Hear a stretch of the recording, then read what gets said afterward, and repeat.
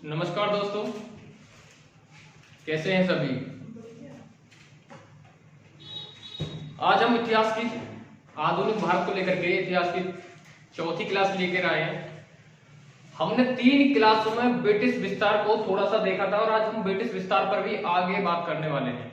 ठीक है, तो हमने जो ब्रिटिश विस्तार पर बात किया एक बार उसको रिकॉल कर लेते हैं पुनः। सबसे पहले हमने देखा था ब्रिटिश विस्तार में कर्नाटक युद्ध देखा था। कर्नाटक युद्ध के बाद फिर हमने देखा बंगाल विभाजन, बंगाल विजय, मैसूर युद्ध विजय। फिर देखा हमने मैसूर युद्ध। इनके मध्य हमने संधियां भी देखी थी, वांडीवास की लड़ाई देखी, ठीक है। और तुम्हारे उसके बाद हमने बंगाल विजय देखा, बक्सर का युद्ध, पिलासी का युद्ध देखा हमने, ठीक है। और उसके बाद हमने क्या देखा, 1765 से 72 द्वैत शासन देखा, ठीक है। 65 से 72 द्वैत शासन देखा, यानी अप्रत्यक्ष नियंत्रण था अंग्रेजों का भारत पर। प्रत्यक्ष नियंत्रण क्यों ना किया उन्होंने भारत पर, क्योंकि जो भारत के देशी रियासतें थी, यानी छोटे छोटे राज्यों में जो भारत बटा हुआ था, उनसे विद्रोह ना हो जाए, जनता विद्रोह ना कर दे, और जो अन्य यूरोपीय कंपनी थी वो भी एकजुट होकर के उसका विद्रोह नहीं कर दे। ये भी एक कारण रहा था द्वैत शासन की नीति का। दूसरा एक कारण ये भी रहा था कि उन्हें भारतीयों के प्रशासन का अनुभव नहीं था, ये भी एक कारण था, ठीक है। उसके बाद मैंने तुम्हें बताया था कि संधि के लेकर के चर्चा की, संधि क्या होती है, ठीक है। तो संधि को लेकर के मैंने बात की थी तुमको, ठीक है। उसके बाद आज हम जो बात करने वाले हैं वो हम बात करेंगे मराठों को लेकर के, आंग्ल मराठा वार। ये विस्तार में ही है, आंग्ल मराठा युद्ध, इस पर हम बात करेंगे, ठीक है। आंग्ल मराठा युद्ध से पहले हम थोड़ा सा, मैंने कल कुछ क्वेश्चन भी दिए थे तुमको, यहां तक कि लेवल 1 के क्वेश्चन दिए थे कि लेवल 1 के क्वेश्चन कैसे होते हैं, ठीक है। उसके बाद आज मैंने बोला था कि मैं तुम्हें करके लाने, उसके बाद लेवल 2 के क्वेश्चन बताऊंगा किस टाइप से लेवल 2 के क्वेश्चन भी आते हैं। तो एक क्वेश्चन लिख लीजिए, आप पढ़ के तो आए होंगे आज तक, जितना मैंने पढ़ाया अब तक, ठीक है। तो लेवल 2 के क्वेश्चन लिख लीजिए, क्वेश्चन लिखिए कि क्वेश्चन कैसे पूछ सकता है यूपीएससी। तो लिखिए, सहायक संधि, सहायक संधि, सहायक संधि प्रणाली, सहायक संधि प्रणाली बकरे को तब तक खिला पिलाकर, बकरे को तब तक खिला पिलाकर रखने की प्रथा, सहायक संधि प्रणाली बकरे को खिला पिलाकर रखने की प्रथा जब तक वह जीव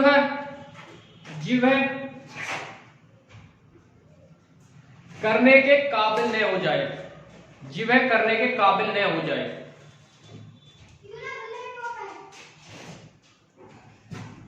ठीक है। स्पष्ट करें, यानी ये क्या कहना चाह रहा, देखो एक तो क्वेश्चन होते हैं डायरेक्ट पूछ लेगा सहायक संधि क्या होती है, इसकी शर्तें क्या होते हैं, प्रावधान क्या होते हैं। दूसरा क्वेश्चन क्या बोलेगा तुमसे कि सहायक संधि प्रणाली वह प्रणाली है कि कोई भी बकरे को खिला पिला कर तब तक बनाए रखना है जब तक वह जिवा करने के काबिल हो जाए।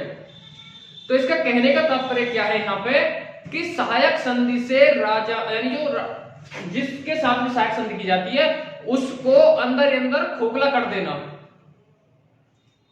ठीक है।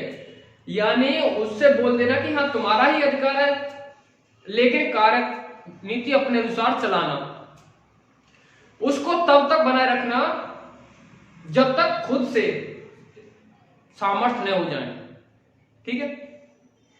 तो जो भी मैंने सहायक संधि के बारे में तुम बताया वो करा दोगे। एक आधा एग्जाम्पल दे दीजिए, इलाहाबाद की संधि और कुछ संधियों के नाम उसके एग्जाम्पल दे दीजिए, कहां कहां किस संधि के तहत किस पर अधिकार जमाया स्थापित किया उन्होंने, ठीक है भाई, जिस भी युद्ध में उन्हें लगता था कि अब ये युद्ध निर्णायक नहीं होगा या युद्ध में हमारी हार होगी, तो उसी युद्ध के बाद ही वो संधि कर लेते थे। ठीक है, अब लेवल थर्ड के क्वेश्चन लिख लीजिए कि लेवल थर्ड के क्वेश्चन कैसे पूछेगा। लिखिए, डलहौजी के पूर्ववर्तियों ने डलहौजी के पूर्ववर्तियों ने जहां तक संभव था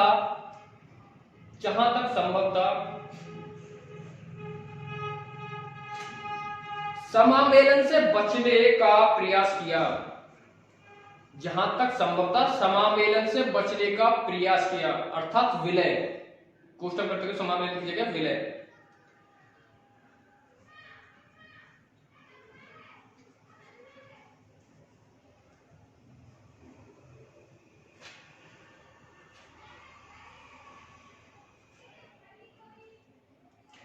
ठीक है, प्रयास किया। डलहौजी के पूर्ववर्तियों ने क्या किया था, समामेलन विलय करने से बचने का प्रयास किया था। उसके बाद इसी क्वेश्चन लिखिए, डलहौजी ने जहां तक संभव था समामेलन का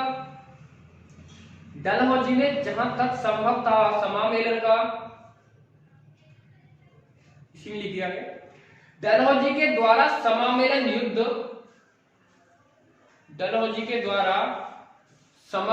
युद्ध एवं शांति दोनों ही तरीके से किए हैं। विश्लेषण करें।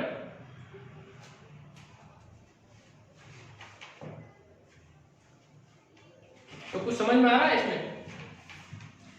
यानी ये क्या कह रहा है कि डलहौजी के पूर्ववर्तियों ने जहां तक संभव था समामेलन विलय से बचने का प्रयास किया, और डलहौजी ने जहां तक संभव था समामेलन का। डलहौजी के द्वारा समामेलन युद्ध एवं शांति दोनों ही तरीके से किए, यानी उसने भारत पर स्थापित जागृत करने के लिए, भारत पर स्थायित्व, ठीक है, हासिल करने के लिए, नियंत्रण करने के लिए पूरी तरह से विलय किया, और शांति युद्ध से किसी भी तरह उसे अपने मिलाने का प्रयोग किया। ठीक है, मिलाने का कदम बढ़ाया।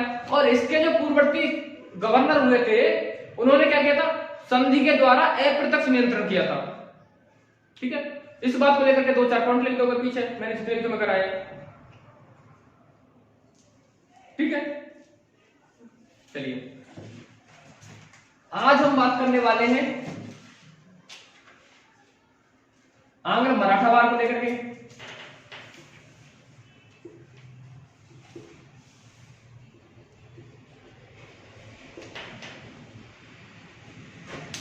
आंग्ल मराठावार को लेकर बात कर लेते हैं। उससे पहले देखिए, मराठा थोड़ा सा इतिहास के बारे में जान लेते हैं कि हम शिवाजी का कार्यकाल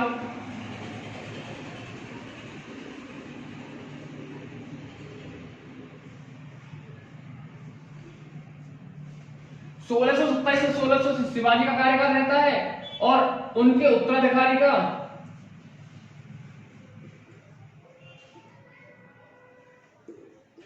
1680 से 1717।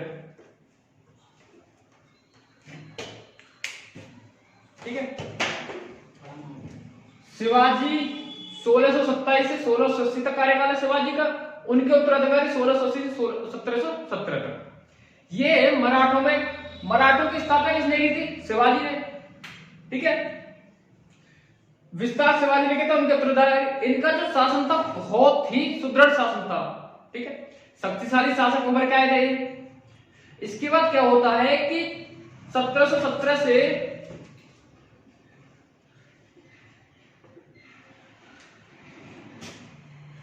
पेशवा का काल होता है, शक्तिशाली पेशवा काल हो जाता है। ठीक है ना, और ये रहता है 1772 तक।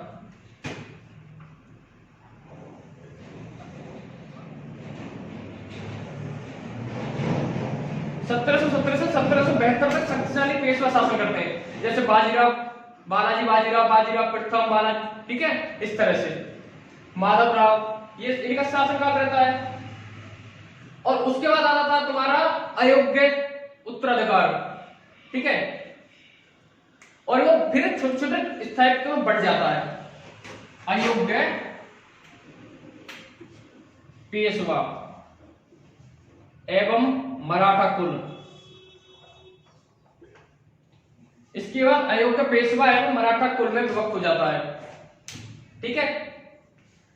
और इनका कार्यकाल रहता है 1772 से 1818 तक, ठीक है। अयोध्या पेशवा आ जाता है, मराठा कुल आ जाता है, सिंधिया तंजौर, ठीक है ना, भोसले होलकर, ठीक है। ये अपने अपना अपना स्थापत्य हासिल कर लेते हैं, ठीक है। उसके बाद क्या होता है ना, आपस में ही लड़ाई हो जाती है शासन को लेकर के। इसका फायदा कौन उठाता है? अंग्रेज उठाते हैं, ठीक है। अंग्रेज उठाते हैं इसका फायदा, यानी होलकर सिंधिया आपस में हो रही है लड़ाई, इसका फायदा अंग्रेज उठाएंगे। तो अंग्रेज क्या करेंगे? फिर युद्ध होगा। और युद्ध कौन सा होगा? युद्ध क्या नाम से जाना जाएगा? वो आंग्ल मराठा युद्ध, आंग्ल मराठा वार, आंग्ल मराठा वार, यानी ये पहले होगा प्रथम आंग्ल मराठा वार, ठीक है, आंग्ल मराठा वार। और ये रहेगा तुम्हारा 1775 से 82 तक।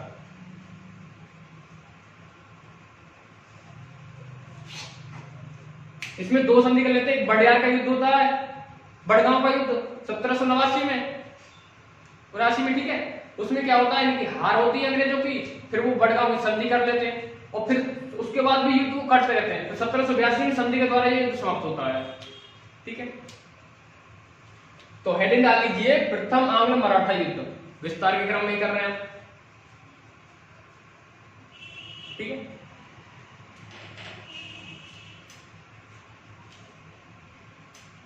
इसे हम डिटेल में पढ़ेंगे मध्यकाल में, ठीक है, अलग से, मराठा अलग से पढ़ेंगे। फिर तो हम बात कर रहे हैं, यानी यूपीएससी जिस तरह से क्वेश्चन पूछता है, अगर तुम एक से रिलेट करके पढ़ोगे तो याद भी होगा, समझ में भी आएगा, और क्वेश्चन को तुम कर भी सकते हो सॉल्व, ठीक है। चलिए इसमें लिख लीजिए, पहले घटनाक्रम लिख लीजिए, हेडिंग डाल लीजिए घटनाक्रम।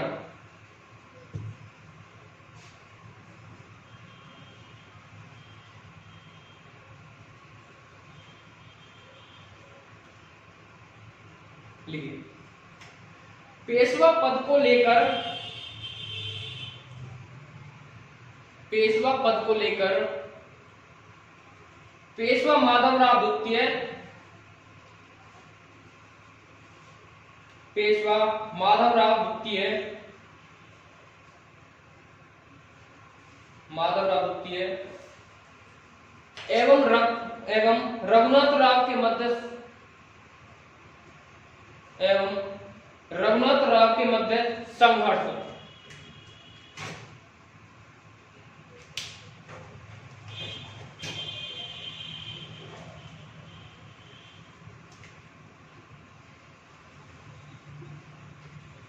माधवराव और रघुनाथ राव,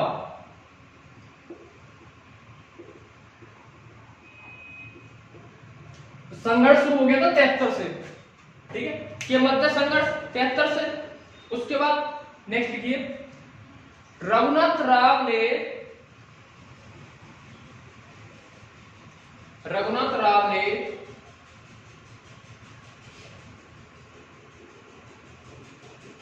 अंग्रेजों के बॉम्बे परिषद से, अंग्रेजों के बॉम्बे परिषद से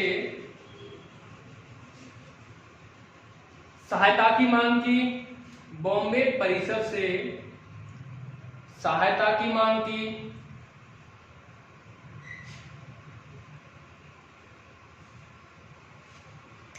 और दोनों के मध्य,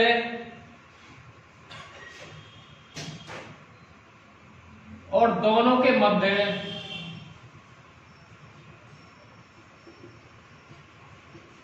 1775 में सूरत की संधि हुई।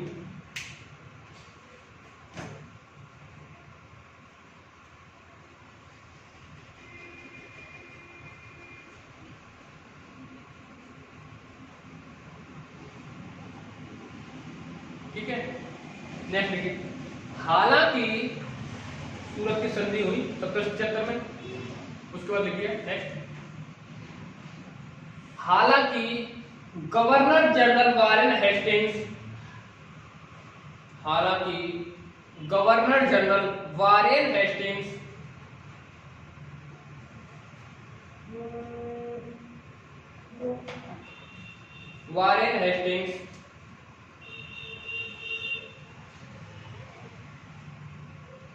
मराठों के युद्ध, मराठों से युद्ध के पक्ष में नहीं था।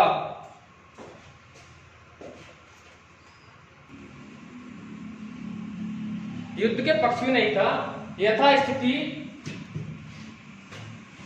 बनाए रखने के लिए, यथास्थिति बनाए रखने के लिए 1776 में, बनाए रखने के लिए 1776 में पेशवा से 1776 में 1776 में पेशवा से पुरंदर की संधि की।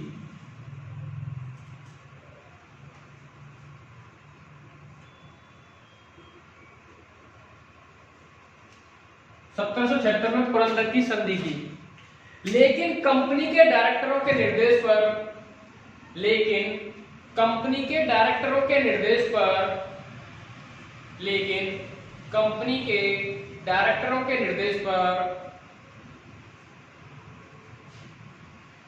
हेस्टिंग्स को युद्ध लड़ना पड़ा। हेस्टिंग्स को युद्ध लड़ना पड़ा।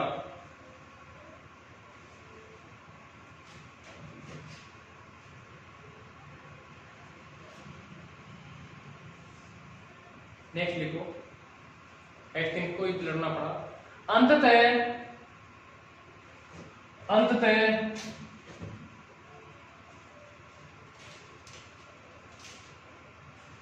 और युद्ध तब तक चला जब तक संधि नहीं होगी। अंततः 1782 में, अंततः 1782 में सालवाई की संधि से, सालवाई की संधि से युद्ध बराबरी पर समाप्त हुआ।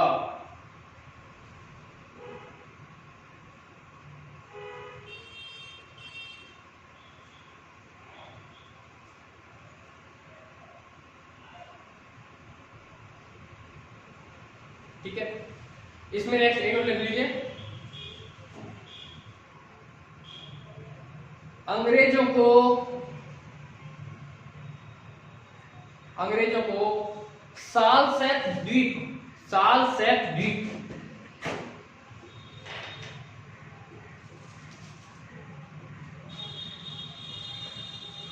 ये मुंबई के पास है वर्तमान में, सालसेट द्वीप, ठीक है, ये मुंबई के पास है।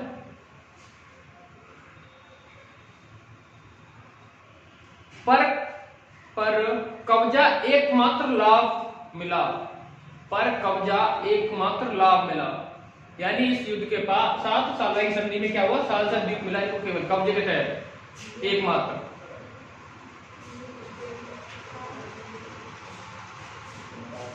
ठीक है,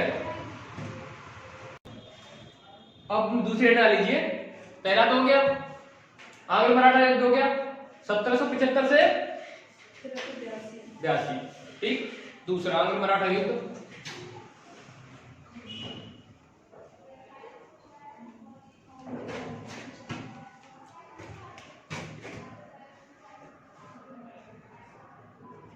द्वितीय आंग्ल मराठा युद्ध 1803 से 1805। ठीक है,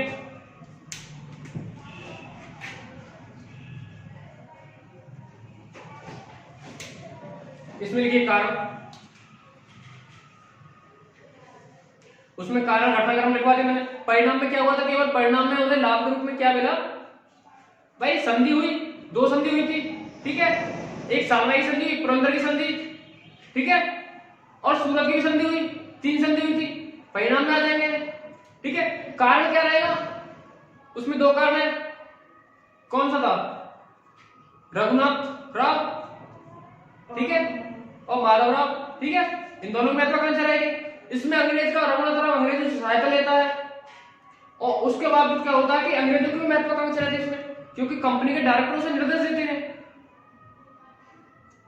ठीक है, और उसके बाद फिर परिणाम में क्या संधि हो गई, और अपना एकमात्र लाभ के रूप में क्या मिला था, ठीक है, साल से द्वीप मिला गया। अब लिखिए द्वितीयांग मराठा 1863, इसमें कारण लिखिए, कारण कौन, कारण लिख लीजिए 2-3 पॉइंट लिखिए। अंग्रेजों की महत्वाकांक्षा जो हम पढ़ते आ रहे हैं, अंग्रेजों की महत्वाकांक्षा, नेक्स्ट लिखिए, नेपोलियन के आक्रमण का भय, नेपोलियन के आक्रमण का भय,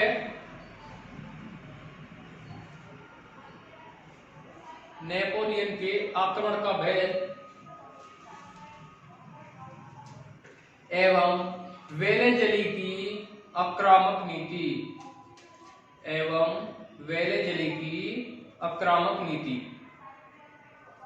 यानी विस्तारवादी नीति थी वेलेजली की, ये भी एक कारण था। सेकंड लिख लीजिए, मराठों का आंतरिक संघर्ष, मराठों का आंतरिक संघर्ष,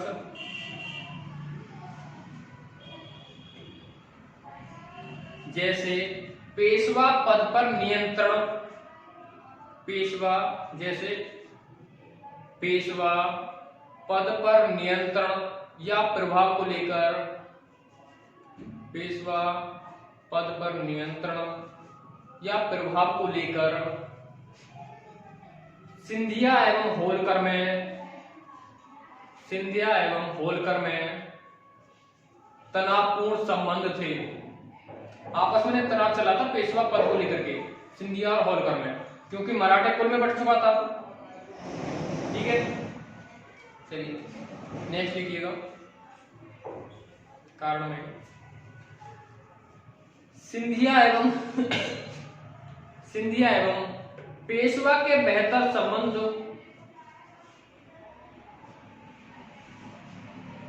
सिंधिया एवं पेशवा के बेहतर संबंध, नेक्स्ट लिखिए इसी में, इस समय पेशवा बाजीराव द्वितीय थे, इस समय पेशवा बाजीराव द्वितीय थे,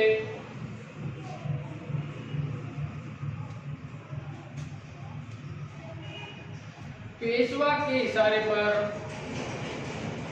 पेशवा के इशारे पर होलकर, होलकर शासक के भाई बिट्ठूर, होलकर शासक के भाई बिट्ठूर जी की हत्या करा दी गई, होलकर शासक के भाई बिट्ठूर की हत्या करा दी गई।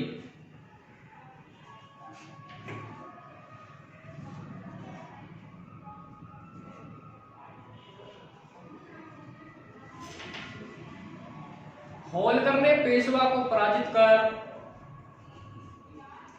होलकर ने पेशवा को पराजित कर पूना पर नियंत्रण स्थापित किया, पूना पर नियंत्रण स्थापित किया,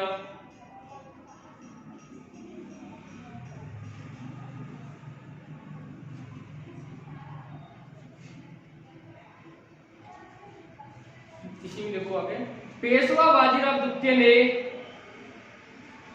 पेशवा बाजीराव द्वितीय ने अंग्रेजों से मदद मांगी,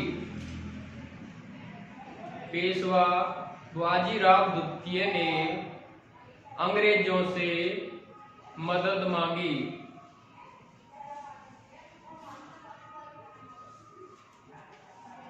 और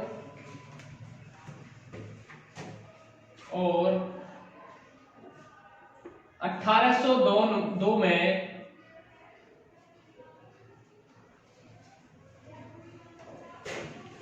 1802 में बसीन या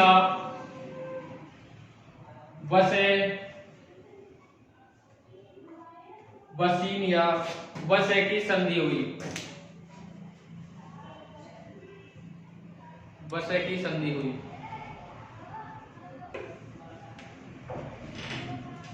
नेक्स्ट लिखिए इसी में, मराठा सरदारों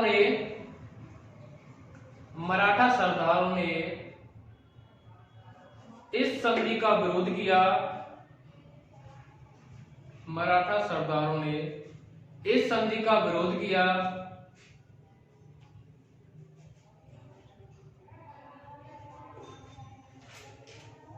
और इसी के साथ द्वितीय आंग्ल मराठा युद्ध की शुरुआत हुई। और इसी के साथ द्वितीय आंग्ल मराठा युद्ध की शुरुआत हुई।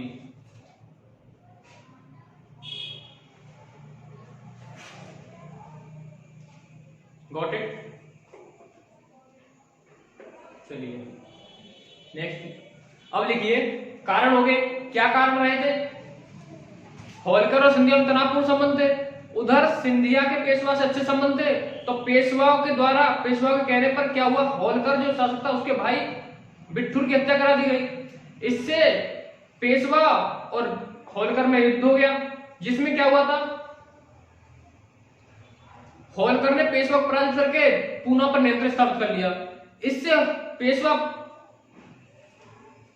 प्रभावित हो गए, पराजित हो गई। तो उनकी महत्वाकांक्षी कुछ थी, उन्होंने अंग्रेजों से मदद मांगी। इस बात से लेकर मराठा और सरदार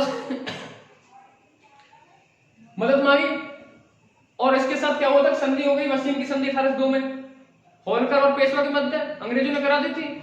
इस बात से क्या हुआ, जो मराठा सरदार से उन्होंने इसका विरोध किया। अब जब विरोध किया तो अंग्रेजों ने उनके साथ युद्ध किया, तो उसके साथ ही द्वितीय आंग्ल मराठा युद्ध की शुरुआत हो जाती है। अब लिखिए परिणाम लिख लीजिए, युद्ध के परिणाम क्या लिखिए, परिणाम लिखिए।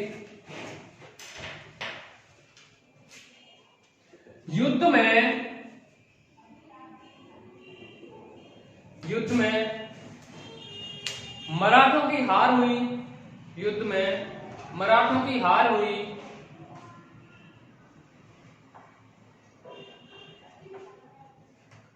भोंसले एवं सिंधिया को भी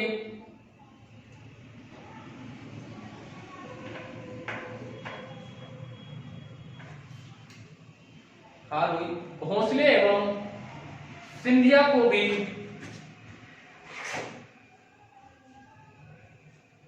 भी 1803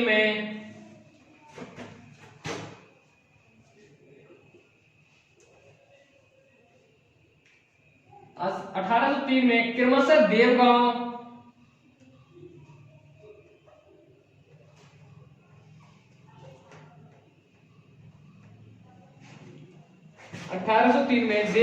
क्रमशः देवगांव तथा सुरजी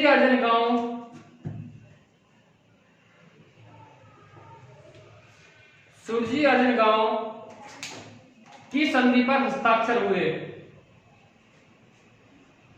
सुरजी अर्जन गांव की संधि पर हस्ताक्षर करने पड़े या हस्ताक्षर हुए, ठीक है।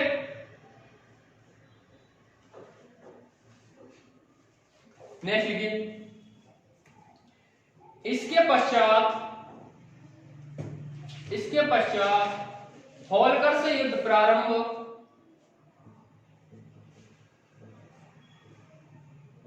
इसके पश्चात होलकर से युद्ध प्रारंभ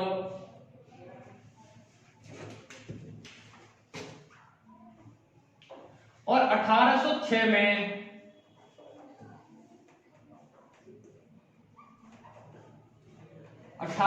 में राजपुर घाटी संधि से युद्ध समाप्त हुआ। और 1806 में राजपुर घाटी संधि से युद्ध समाप्त हुआ।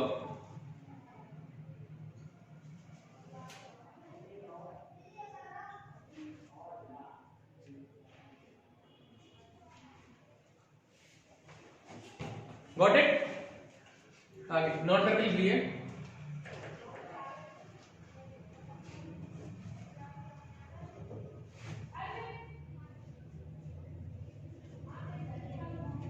द्वितीय मराठा युद्ध के परिणाम के संदर्भ में द्वितीय मराठा युद्ध के परिणाम के संबंध में सहायक संधि के परिणाम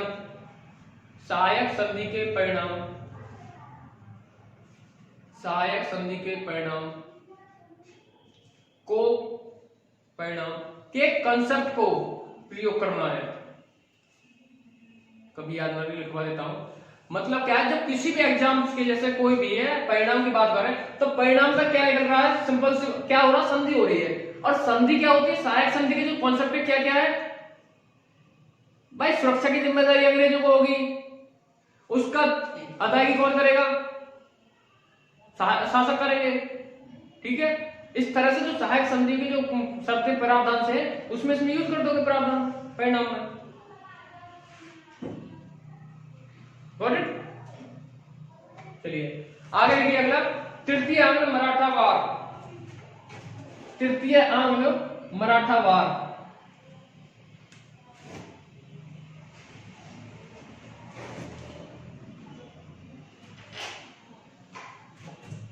अठारह सौ 18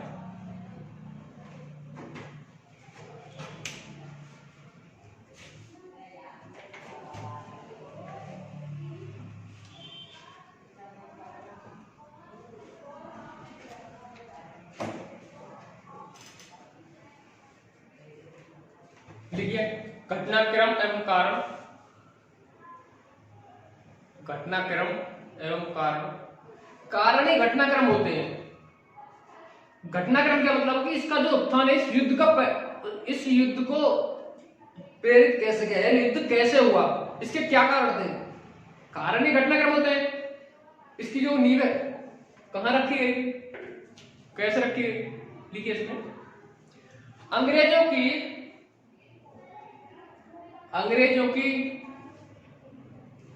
कारण 2000 पाउंड बढ़ाना चाहो तो कैसे बढ़ा सकते हो, कारण लिखने के लिए होता है। अंग्रेजों की महत्वाकांक्षा, आपसी संघर्ष मराठा पेशवा में, लिख सकते हो ना 2-3 कारण, सभी में वही रहेंगे अगर मराठावारों में। Got it? देखिए, अंग्रेजों की नीतियों से पेशवा एवं मराठा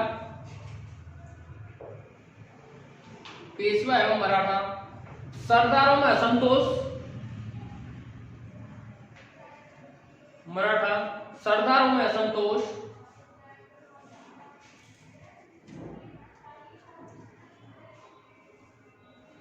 पेशवा ने युद्ध की शुरुआत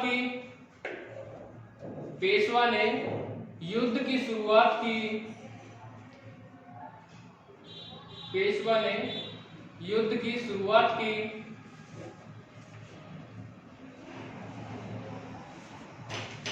और युद्ध में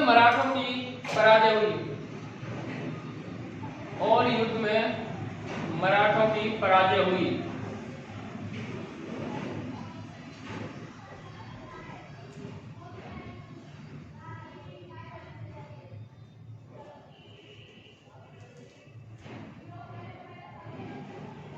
नेक्स्ट लिखिए, पेशवा का पद समाप्त कर दिया गया।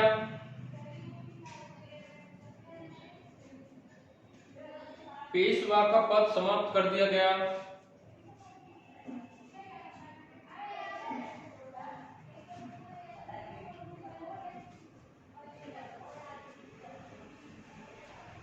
पेशवा को पेंशन दिया गया।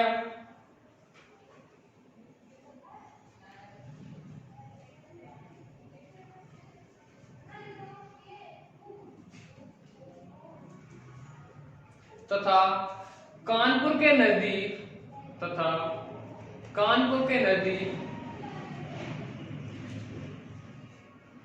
रहने के लिए बिठूर नामक स्थान दिया।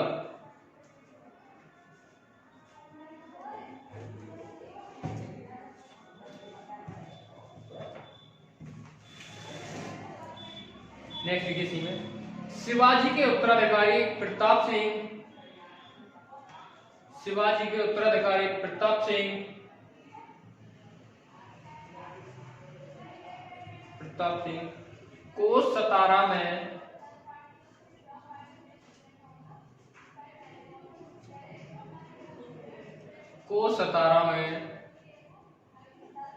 छोटा सा राज्य दिया गया, छोटा सा राज्य दिया गया। इससे क्या था, मराठा असंतोष थे, मराठा खुश नहीं थे, ये भी एक कारण बनता है आंग्ल तृतीय आंग्ल मराठा युद्ध का। अब नोट रख लीजिए 2-3 पॉइंट।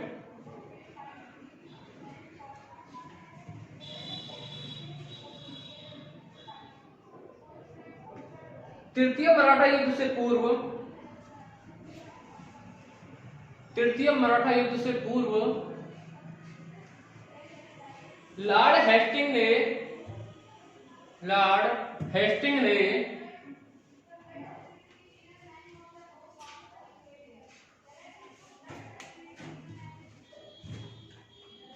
हेस्टिंग का कार्यकाल कितना था, 13 से 23। तो इसके बीच जो भी घटना होगी उसमें हेस्टिंग का हाथ रहेगा, ठीक है, गवर्नर हेस्टिंग हाथ रहेगा। तो लिखिए,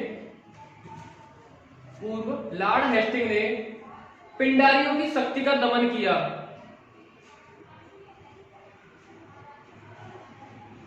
पिंडारियों की शक्ति का दमन किया। पिंडारी एक दल का नाम था, ठीक है, पिंडारिया एक दल का नाम था जो उस समय लूटपाट करते थे, यानी चोरों का दल था, लुटेरों का दल था, जो सैन्य अभियान में मराठों के साथ जाते थे। तो सबसे पहले क्या किया था, इसने हेस्टिंग ने उसका दमन किया, ठीक है। नेक्स्ट देखिए, इस युद्ध के दौरान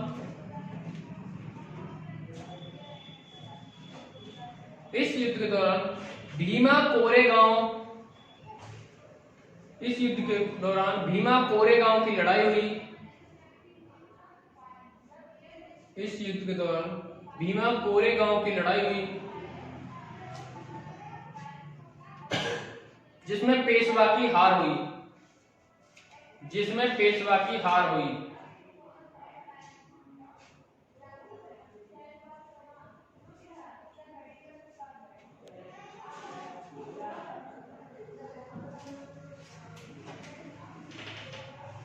ठीक है। पेशवा क्या हो गए, अब परिणाम में क्या लिखोगे, परिणाम वो ऐसा लिख सकते हो ना कि या फिर दक्षिणेंद्र हो गया उस पर। अब जब पेशवा की पूरी तरह हार हो गई तो यहां ही तो मराठों का जो है, मराठा साम्राज्य का पतन हो जाता है। मराठा साम्राज्य पूरी तरह पतन हो जाता है, अंग्रेजों का नियंत्रण स्थापित हो जाता है यहाँ पे, ठीक है। इधर अब देखो, यहां बंगाल वाले हिस्से पर अंग्रेजों का नियंत्रण हो गया, उसके बाद मैसूर वाले कर्नाटक वाले राज्य पर अंग्रेजों का नियंत्रण हो गया, इधर महाराष्ट्र वाले एरिया पर भी। भाई इस तरह से अगर हम बात करें, भारत में अंग्रेजों का क्या हुआ, दक्षिण में मैसूर कर्नाटक वाले एरिया पर अंग्रेजों का नियंत्रण, इधर महाराष्ट्र वाले एरिया पर अंग्रेजों का नियंत्रण हो गया, और उधर बंगाल अवध वाले हिस्से पर भी, ठीक है। रह क्या, उत्तर भारत रहा। तो हम क्या करेंगे, उत्तर भारत पर विस्तार करेंगे, उत्तर भारत पर अंग्रेजों का विस्तार बढ़ेगा, ठीक है। तो अब लिखिए, हेड कर लीजिए, शीर्षक दीजिए, उत्तर पश्चिम में ब्रिटिश विस्तार। भाई इस एरिया पे तो ब्रिटिश विस्तार होगा, वेस्ट और नॉर्थ, इस वाले एरिया पर उत्तर पश्चिम में ब्रिटिश विस्तार।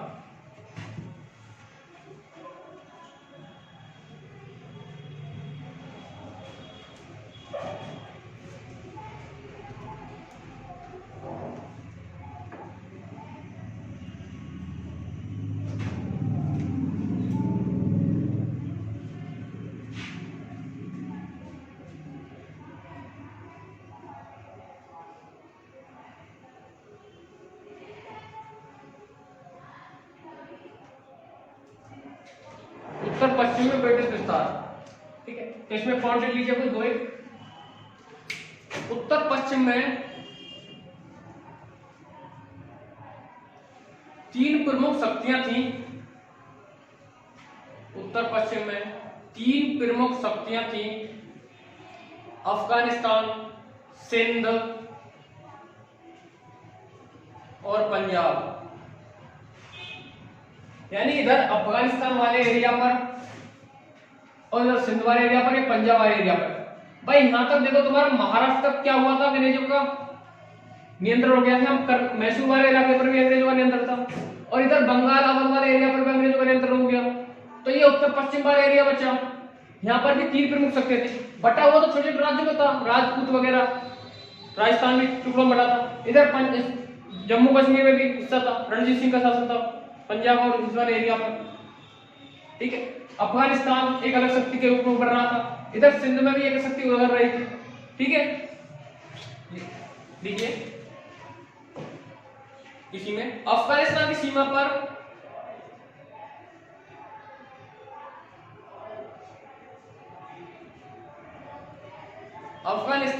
पर रूस की उपस्थिति,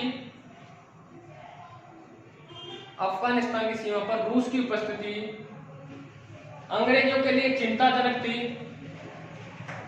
अंग्रेजों के लिए चिंताजनक थी।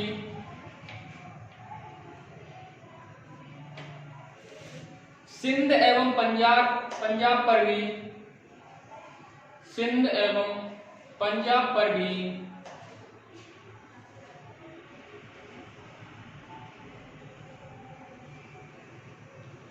अंग्रेजों की ललचाई नजर थी।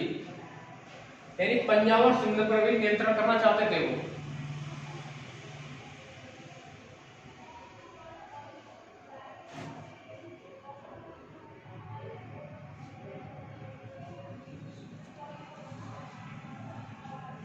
नेक्स्ट लिखिए, अंग्रेजों ने सर्वप्रथम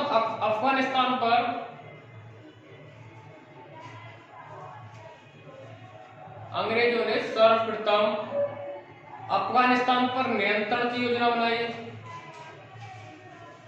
अफगानिस्तान पर नियंत्रण की योजना बनाई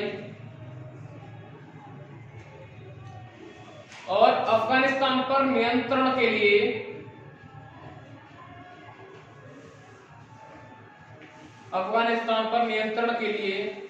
अग्रगामी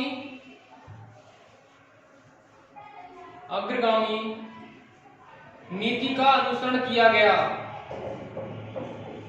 अग्रगामी नीति का अनुसरण किया गया। इसके अंतर्गत नीति का अनुसरण किया गया। इसके अंतर्गत अफगानिस्तान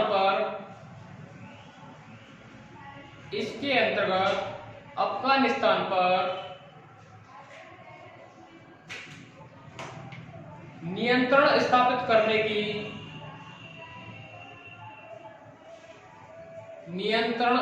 करने की योजना थी।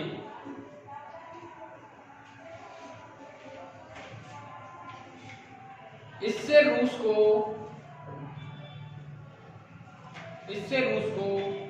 भारत से अलग रखा जा सकता था।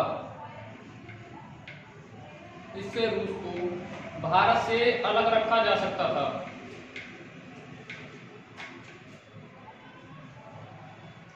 तथा सिंध एवं पंजाब पर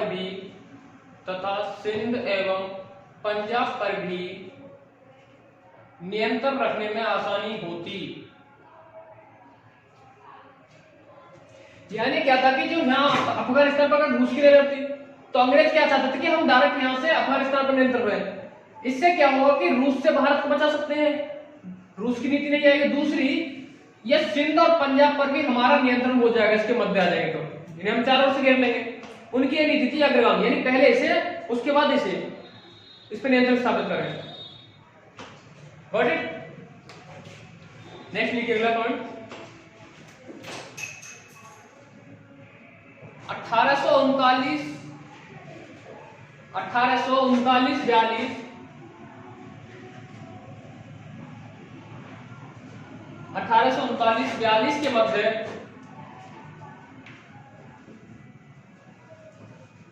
मध्य प्रथम आंग्ल अफगान युद्ध लड़ा गया।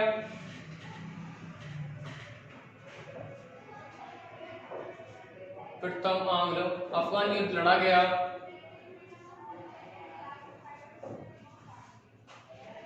इस युद्ध में अंग्रेजों की बुरी तरह हार हुई।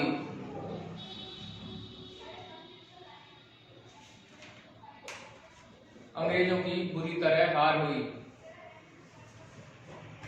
इसके पश्चात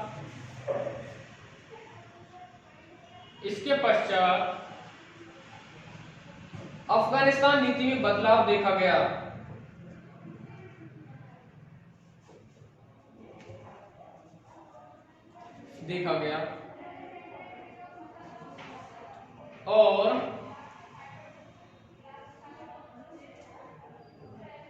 और निष्क्रिय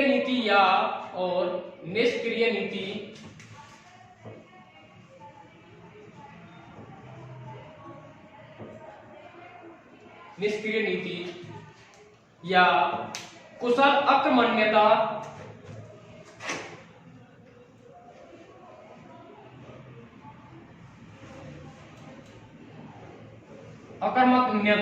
कुशल आक्रमण्यता की नीति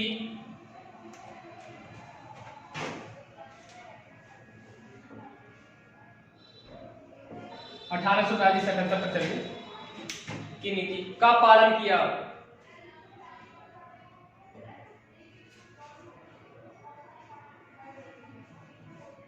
इसे बताऊं क्या होता आगे, देखो पहले क्वेश्चन कर लेना। जॉन लॉरेंस के कार्यकाल में यह विशेष तौर पर लोकप्रिय हुई।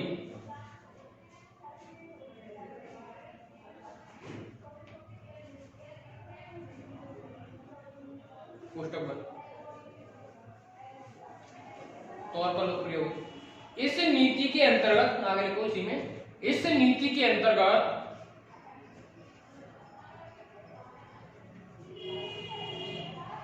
अफगानिस्तान से मित्रवत संबंधों की स्थापना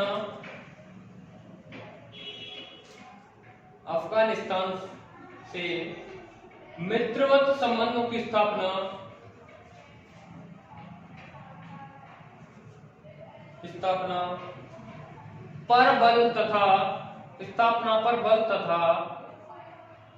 सीमांत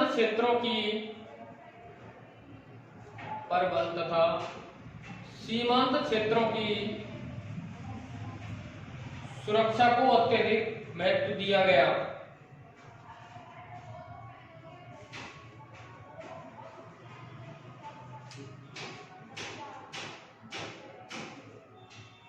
सीमा क्षेत्र में सुरक्षा को अत्यधिक महत्व दिया गया।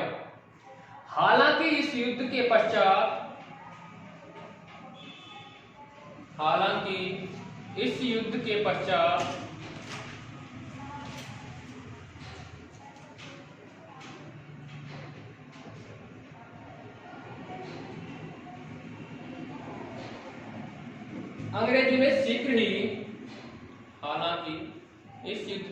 अंग्रेजों ने शीघ्र ही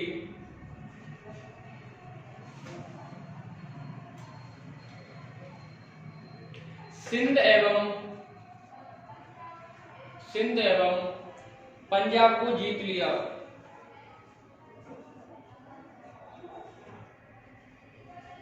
सिंध एवं पंजाब को भी जीत लिया।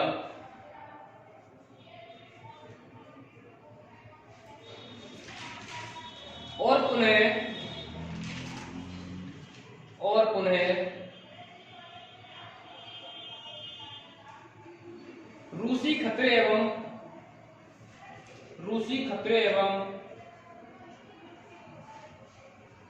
साम्राज्यवादी महत्वाकांक्षा से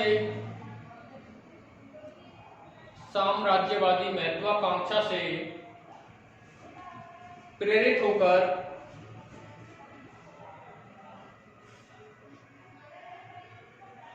प्रेरित होकर 1878 में अफगानिस्तान पर आक्रमण किया।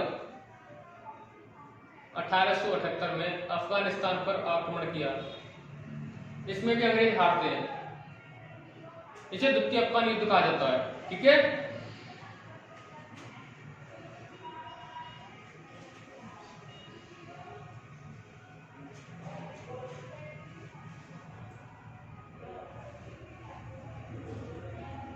यानी इन्होंने अफगान से क्या किया, मित्रवत संबंध बना लिए। उसके बाद उनकी नीति कम नहीं हुई, उनकी कुशल आक्रमण नेता की नीति क्या थी, निष्क्रिय थी, यानी कहने को थी लेकिन उसका प्रयोग नहीं करना था। Got it. तो उसके बाद भी उन्होंने क्या किया, अफगान पर दोबारा से आक्रमण किया। ये देखते हो कि रूस कभी कब्जा न कर ले, अफगान को अपने विलय करने के लिए कोशिश की उन्होंने, लेकिन नहीं हो पाया। सिंध और पंजाब को मिला लिया उन्होंने अपने में ही। तो अब लिख लीजिए, थोड़ा सिंध विजय लिख लीजिए। सिंध विजय के बारे में लिख लेते हैं।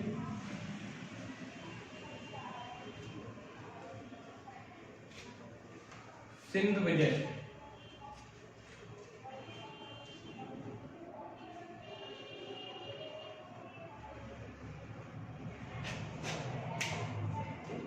इसमें लिख लीजिए, दो तीन पॉइंट लिख लीजिए। 1843 में 1843 में पूर्व अंग्रेजों एवं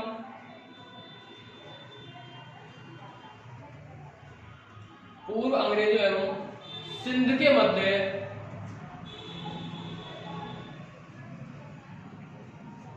मध्य मित्रवत संबंध थे। मैंने बताया था मित्रवत संबंध वाले थे, उन्होंने सिंध और पंजाब को मिला लिया था मित्रवत संबंध से। नेपोलियन के उत्थान के दौरान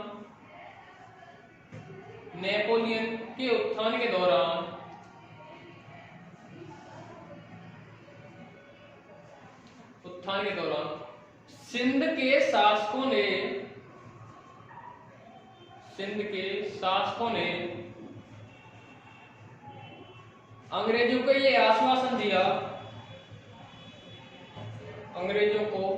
ये आश्वासन दिया था कि फ्रांसीसियों को अपनी सीमा में बसने नहीं देंगे,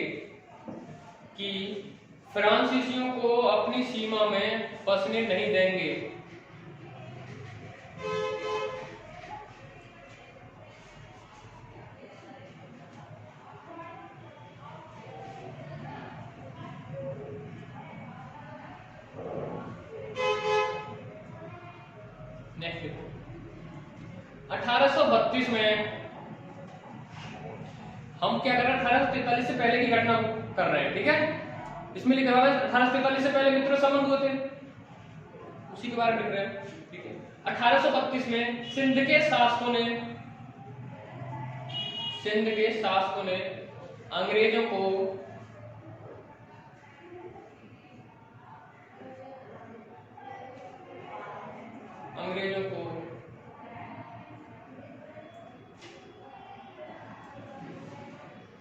व्यापारिक सुविधाएं प्रदान की।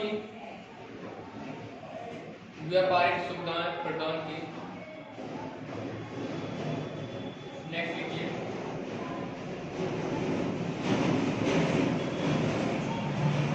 1839 में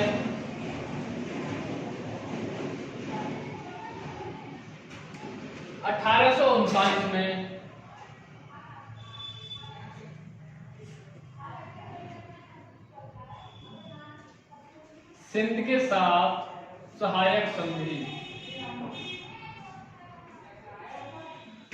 1839 में सिंध के साथ सहायक संधि की गई।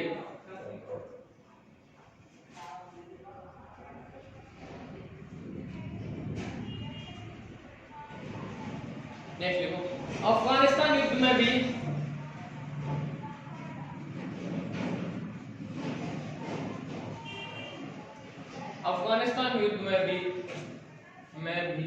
सिंध ने यानी सिंध के शासकों सिंध के शासकों ने अंग्रेजों का सहयोग दिया। सिंध के शासकों ने अंग्रेजों का सहयोग दिया।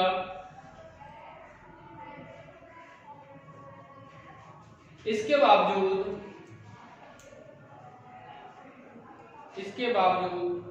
1843 में 1843 में अंग्रेजों ने सिंध पर नियंत्रण स्थापित किया। 1843 में अंग्रेजों ने सिंध पर नियंत्रण स्थापित किया। यानी सिंध अंग्रेजों का सहयोग कर रहा है, फिर भी सिंध को नहीं छोड़ा अंग्रेजों ने, सिंध पर फिर भी नियंत्रण स्थापित कर लिया। Got it? चलिए आगे लिखिए। अब लिख लीजिए कुछ, यानी लिखिए हेडिंग वाली सिंध विलय से संबंधित कारक, यानी सिंध को विलय करने में किन किन कारकों की महत्वपूर्ण भूमिका रही, क्या कारण रहे, इन्हीं से परिणाम भी निकल सकते हैं। लिखिए कुछ पॉइंट, यानी सिंध को उन्होंने क्यों अपने विलय किया अंग्रेजों ने, इस बात पर चर्चा करेंगे। क्या कारण थे विलय के, जिस पर ज्यादा फोकस किया अंग्रेजों ने। लिखिए पहला, अफगानिस्तान युद्ध में पराजय के पश्चात, अफगानिस्तान युद्ध में पराजय के पश्चात प्रतिष्ठा को बनाए रखने के लिए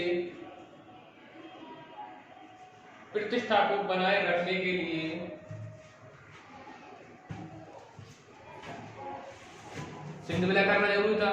गॉट इट? नेक्स्ट लिखिए, रूस के आक्रमण का खतरा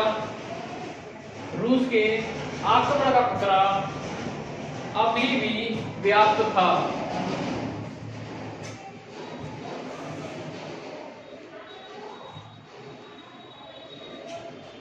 अगला पॉइंट लिखिए, अफगानिस्तान एवं पंजाब से युद्ध की स्थिति में, अफगानिस्तान एवं पंजाब से युद्ध की स्थिति में सिंध का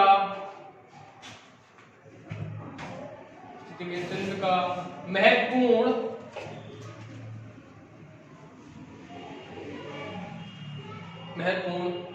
भूमिका की स्थिति को देख सकते हैं। महत्वपूर्ण भूमिका की स्थिति को देख सकते हैं। नेक्स्ट लिखिए, सिंध के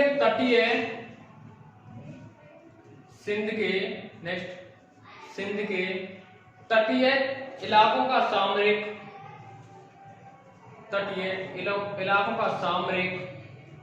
एवं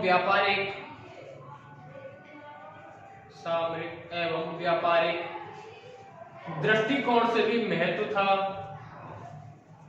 सामरिक का मतलब होता है रक्षा के दृष्टि से, चारों तरफ सुरक्षित हो। नेक्स्ट लिखिए, बाजार एवं कच्चे माल की जरूरतों को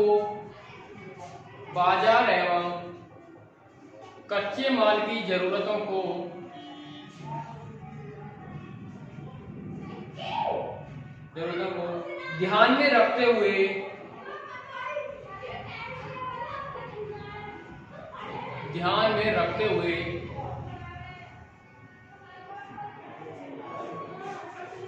सिंध को जीता गया।